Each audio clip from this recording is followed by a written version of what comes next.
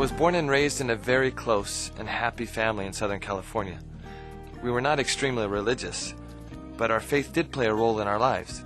My dad was a successful high school and junior college football coach, and my mom enthusiastically supported him in all he did. I guess you could say that we were a typical Southern California football family.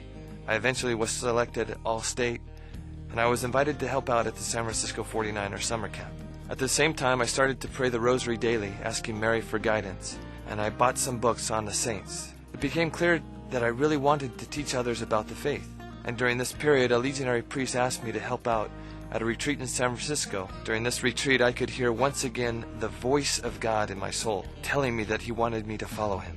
I spoke with the priest afterward, and we decided that I would go for a 2-week visit that summer to the seminary at the Legionaries of Christ in Cheshire, Connecticut. I arrived at Cheshire and was totally taken aback.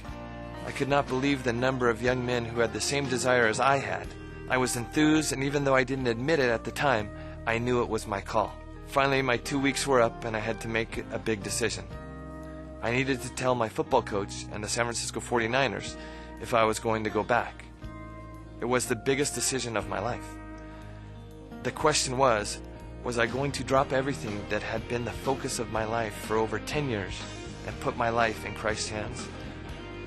After a lot of praying and an overwhelming support of my parents, I decided to leave it all behind, to put my faith in Christ and enter the seminary and become a priest in the Legionaries of Christ. After I was ordained, I actually went home to celebrate my first Mass, and I stopped by football practice where I used to go to college, and I walked out on the field, and there's not too many times a priest walks out on a football field. There was about 80 guys out there practicing, and I saw a coach, and I walked out directly to him, and everybody stopped. Everything stopped. Everybody took off their football helmets and looked over, walked over to me and gave me a hug, and looked at me and said, "Congratulations." He knew I had become a priest, and he started crying, and he just embraced me, trying to hold back the tears. He turned around and I heard him say, "Men, that was one of the greatest football players that had ever walked on this campus. He was an all-state selection, and you all should be very proud of him. He is now a Catholic priest." He saw me as a great football player, but I really know that behind that, he saw the grace of God that had worked in my life. God had chosen me. God had prepared me. He had brought me along as a football player, but for something much greater than that.